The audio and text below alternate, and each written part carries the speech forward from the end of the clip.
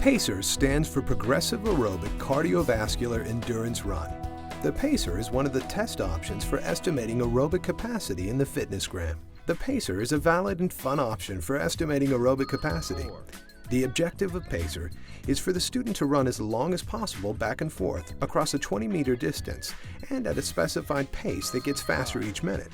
There is a 15-meter version of the PACER, which may be used when elementary school facilities are too small to accommodate the 20-meter version. The PACER requires a flat, non-slippery surface that will accommodate a 20-meter distance and space for the student lanes. This surface may be inside or outside.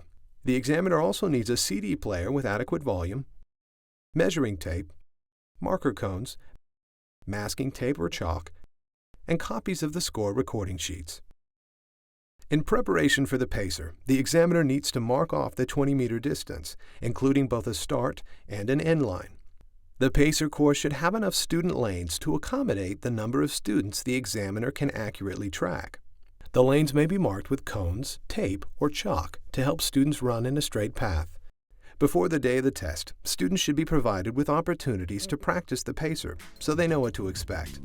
These practice opportunities, which may occur during physical education classes, should include the use of the PACER CD. The warm-up is not as essential for the PACER as it is for the other test of aerobic capacity because the progressive nature of the test provides a built-in warm-up. Remember, the goals of the warm-up are to prepare the body for the activity, improve performance, and reduce injuries. Prior to the beginning of the PACER, the examiner ensures that each student has a partner. The role of the partners is to help keep track of the number of form breaks. The students line up at the start line, and the partners stand behind the opposite lines. The examiner stands on the sideline with a clipboard and a score recording sheet. The examiner monitors and records the number of laps each student completes. In the PACER, one lap is the 20 or 15-meter distance from one end of the course to the other. The recorded score is the total number of laps completed by the student before the second form break. A form break occurs when the student does not touch the line by the sound of the beep. The PACER CD is set to music. The CD includes a 5-second countdown and tells the students when to start. Students begin the test running across the distance and touching the line with their foot before the sound of the beep. Walking is allowed so long as the desired pace is maintained. At the sound of the beep, students run back to the other end. A student who touches the line on the sound of the beep must immediately turn and run back to the other end. A single beep sounds at the end of each lap. The audio CD also provides a verbal cue to track the number of laps completed. A triple beep sounds at the end of each minute. The triple beep serves the same function as a single beep, but it also alerts the students that the pace will get faster. 28.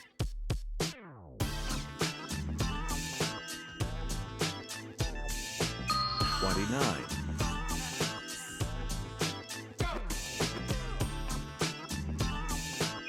30. The first time a student cannot reach the line when the beep sounds, the student should immediately turn around and run in the opposite direction upon the sound of the beep. 28. This is considered the first form break. The examiner, with help from the partner, takes note the first time the student fails to reach the line at the sound of the beep. The student immediately turns around and continues the PACER, as he is given one more attempt to regain the pace and reach the line before the next beep.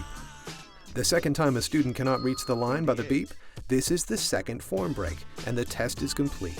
The two misses, or form breaks, do not need to be consecutive. The recorded score is the total number of laps completed by the student. The first form break is counted as a complete lap.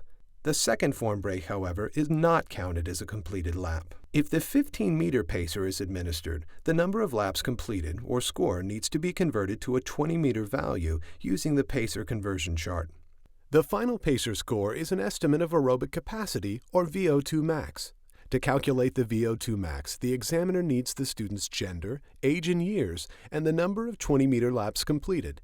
VO2 max is then estimated by inserting this information into an equation that is proprietary to Human Kinetics and the Cooper Institute. The optional FitnessGram software is programmed to use this information to calculate the VO2 max. To assist local educational agencies with local scoring, the California Department of Education, or CDE, has posted a PACER lookup and goal setting table on the CDE PFD webpage. This table includes the gender, age, and number of 20-meter laps needed to meet the PACER Healthy Fitness Zones. If the VO2 max score is within the range of the Healthy Fitness Zone for the student's gender and age, the student meets the performance standard and should continue doing regular physical activity. If the VO2 max score falls below the range of the Healthy Fitness Zone, this indicates the student would benefit from physical activities designed to improve aerobic capacity.